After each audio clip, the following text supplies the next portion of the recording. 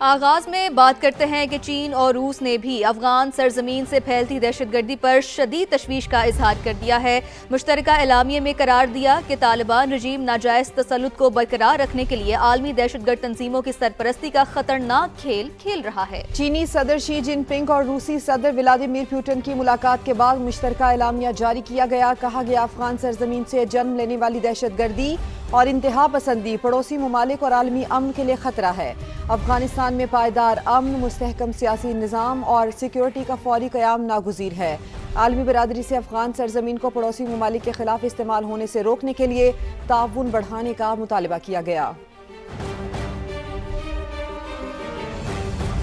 اور پاکستان کی اہم شخصیات کا ڈیٹا چند ہزار روپے میں فروخت کرنے والا گینگ جنوبی پنجاب سے دھر لیا گیا۔ اسلام آباد میں ڈی جی این سی سی آئی اے سید خرم علی نے بتایا، سینئر افسران اور اہم شخصیات کا ڈیٹا دشمن ایجنسیز کو بیچا جا رہا تھا۔ گینگ پکڑا ہے ہم نے ساؤتھ پنجاب سے، جو کہ پاکستان کے سینئر آفیسرز کی اور ایسے لوگ جو بہت اہم پوزیشنز پہ ہیں، ان کا ڈیٹا بھی جو ہے وہ بہت تھوڑے پیسوں میں چند ہزار کے لیے جو ہے وہ ہاسٹائل ایجنسیز کو دے رہا تھا۔ وہ لوگ ٹریس ہوئے، اس میں پوری ہسٹری تھی، فیملی بزنس بنا ہوا تھا یہ۔ تو ہمارے جتنے بھی امپورٹنٹ ڈیٹا کے ریسورسز ہیں وہاں پہ انہوں نے ایکسیس بنائی ہوئی تھی۔ جو لوگ اس کو ڈیٹا دے رہے ہیں ان کو بھی ہم ضرور شامل تفتیش بھی کریں گے اور گرفتار کریں گے۔ پنجاب حکومت کی جانب سے آئندہ مالی سال کے بجٹ کی تیاریاں۔ نئے مالی سال کے بجٹ میں نجی شعبے کو شریک کیا جائے گا۔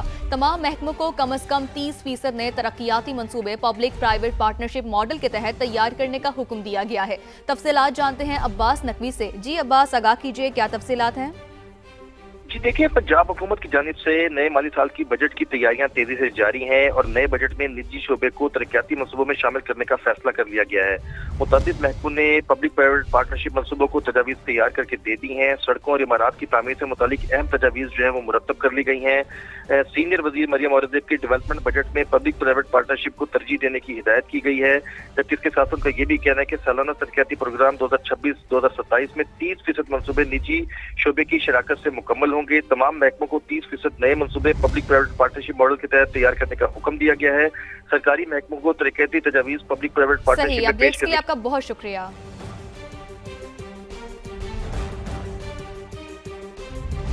ایف بی آر افسر کو خواتین ڈاکٹرز کو ہراساں کرنا مہنگا پڑ گیا۔ خواتین سائیکالوجسٹ نے ایف بی آر افسر محمود الرحمان خٹک اور ان کی اہلیہ کے خلاف عدالت سے رجوع کر لیا ہے۔ مزید جانتے ہیں لیاقت علی رانا سے۔ جی لیاقت، آگاہ کیجیے، کیا معاملہ ہے؟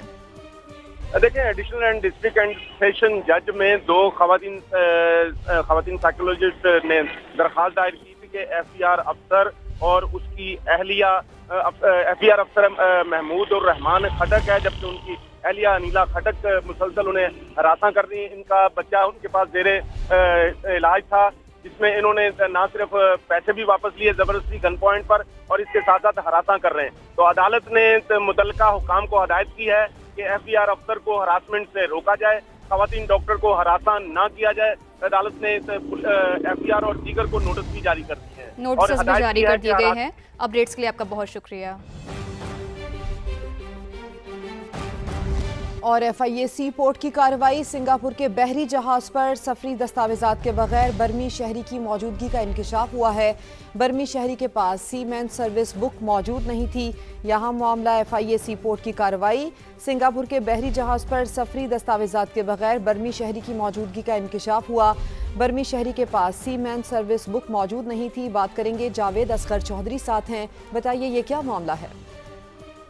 جی، ایف آئی اے سی پورٹ نے کراچی پورٹ پر کارروائی کی، جہاں سنگاپور کے بحری جہاز پر سفری دستاویزات کے بغیر برمی شہری کی موجودگی کا انکشاف ہوا تھا۔ امیگریشن کے کلیئرنس کے دوران سنگاپور کے جہاز پر برمی شہری کے پاس سی مین سروس بک موجود نہیں تھی۔ کرو ممبر کے پاس سنگاپور کی جاری کردہ کوئی سی مین بک یا دیگر ضروری میری ٹائم دستاویز بھی موجود نہیں تھی۔ غیر دستاویزاتی کرو ممبر کو جہاز تک محدود رکھنے کی ہدایت کے ساتھ پاکستان حدود داخلے پر پابندی عائد کر دی گئی ہے۔ اور واقعے پر shipping agent Alpine Marine Services پر 5 لاکھ روپے جمع کر دیا گیا، جبکہ جہاز کے ماسٹر اور شپنگ ایجنٹ سے وضاحت بھی طلب کر لی گئی ہے۔ جی جاوید اصغر چودھری، آپ کا شکریہ۔ हाउसिंग फाइनेंस दहिंदगान के खिलाफ शिकंजा मजीद सख्त हो गया। सेनेट से मालियाती इदारे तरमीमी बिल 2026 मंजूर कर लिया गया। सदर मुमलिकत की तौसीक के बाद कानून बन जाएगा। मजीद जानते हैं समा के deputy bureau chief Behzad Salimi से। जी बेहजाद, बताइएगा क्या तफसीलात हैं? जी, हाउसिंग फाइनेंस के नादहिंदगान के खिलाफ कार्रवाई के लिए एक नया शिकंजा तैयार कर लिया गया है और कौमी असम्बली के बाद सेनेट ने भी मालियाती अदारों की रिकवरी के हवाले से एक अहम कानून की मंजूरी दी है। सदर ममलकत की तौसीक के बाद ये कानून जो है वो फौरी तौर पर नाफजुल अमल होगा। इस कानून के मुताबिक मालियाती अदारे या बैंक नादहिंदा शख्स को 30 रोज़ की मोहलत के 3 जो नोटिस जारी करेंगे और अगर वो तीनों नोटिस के बावजूद नादहिंदा शख्स अदायगी नहीं करता तो उसकी जायदाद जो है वो नीलाम की जा सकेगी। मुतलका मालियाती अदारा 15 रोज़ का एक अखबारी इश्तिहार देगा जिसके बाद ओपन नीलामी के ज़रिए ना सिर्फ वो उसकी जायदाद को नीलाम कर सकेगा बल्कि वो उस नीलामी में हिस्सा ले सकेगा। अगर नादहिंदा शख्स की जानिब से कर्ज की रे शेड्यूलिंग के लिए कोई दरख्वास्त दी जाती है तो मुतलका मालियाती अदारा 30 रोज़ के अंदर इस हवाले से भी फैसला करेगा। और इस बिल में ये भी वाज़ेह किया गया है कि अगर नादहिंदा शख्स उस जायदाद का कब्ज़ा मुतलका मालियाती अदारे को नहीं देता तो मुतलका डिप्टी कमिश्नर जो हैं वो इस बात के पाबंद होंगे कि वो मालियाती अदारे की दरख्वास्त पर ना सिर्फ वो कब्ज़ा ख़त्म करवाएं बल्कि उस मालियाती अदारे के हवाले करें। कानून में ये भी वाज़ेह कर दिया गया है कि मुतलका मालियाती अदारे को सुने बगैर कोई भी बैंकिंग अदालत इस हवाले से नीलामी के बारे में कोई हुक्म इम्तनाई जारी नहीं कर सकेगी। और मरी में स्काई ग्लास ब्रिज की तामीर में अहम पेशरफ्त हुई है। नेस्पाक ने पंजपीर के मकाम पर स्काई ग्लास ब्रिज की फिजिबिलिटी मुकम्मल कर ली। 2 अरब 42 करोड़ की लागत से मंसूबा 2 साल में मुकम्मल होगा। इससे मुतालिक मजीद बताएंगे उस्मान अलीम। जी बिल्कुल, पंजाब हुकूमत की जानिब से सियाहत के फ़रोग के लिए बड़ा बजट रखने का फ़ैसला किया गया है। जहां पर मरी में नेस्पाक है उसकी जानिब से मरी में स्काई ग्लास ब्रिज की फिजिबिलिटी रिपोर्ट जो है वो तैयार कर ली गई है और हुकूमत को पेश कर दी गई है। इसके मुताबिक 2 अरब 42 करोड़ रुपए की लागत से ये नया सियाहती मकाम कोटली सतिया के मकाम पर डेवलप किया जाएगा जहाँ पर एक दायरा नुमा जो ग्लास वॉकवे है वो बनाया जाएगा जिसका डिज़ाइन जो है वो भी प्रपोज कर दिया गया है।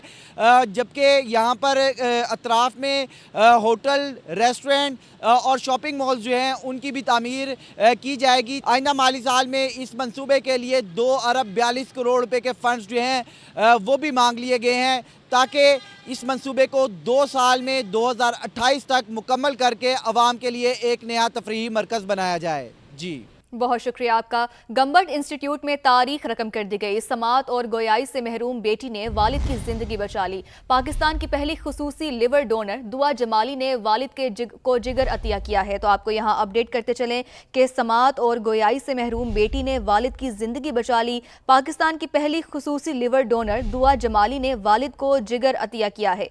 पाकिस्तान की पहली खुसूसी लिवर डोनर हैं दुआ ने वालिद को जिगर अतिया किया है। और इसी बारे में मजीद जानते हैं हामिदुर रहमान से। जी हामिद, बताइए।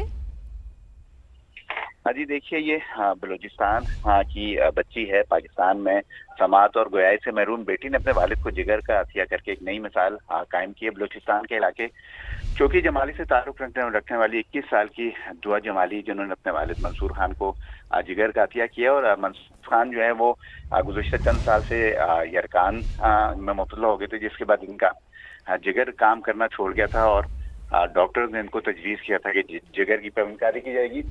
Sindh Gambat institute of medical sciences में कामयाबी से इनका ऑपरेशन जो है वो अंजाम पाया है और इनके मामू जो हैं सैयद आतिफ अली के मुताबिक इनकी दोनों जो डोनर हैं और जो मरीज है दोनों की तबीयत जो है वो अब बेहतर है, वो सेहतियाब हो रहे हैं। पाकिस्तान की पहली non speaking def liver donor बन गई है। वो इस वक्त जमात दहम की तालिबा हैं और इनका दोनों का ताल्लुक जो बलूचिस्तान से है। जी सही, बलूचिस्तान से ताल्लुक है। अपडेट्स के लिए आपका बहुत शुक्रिया।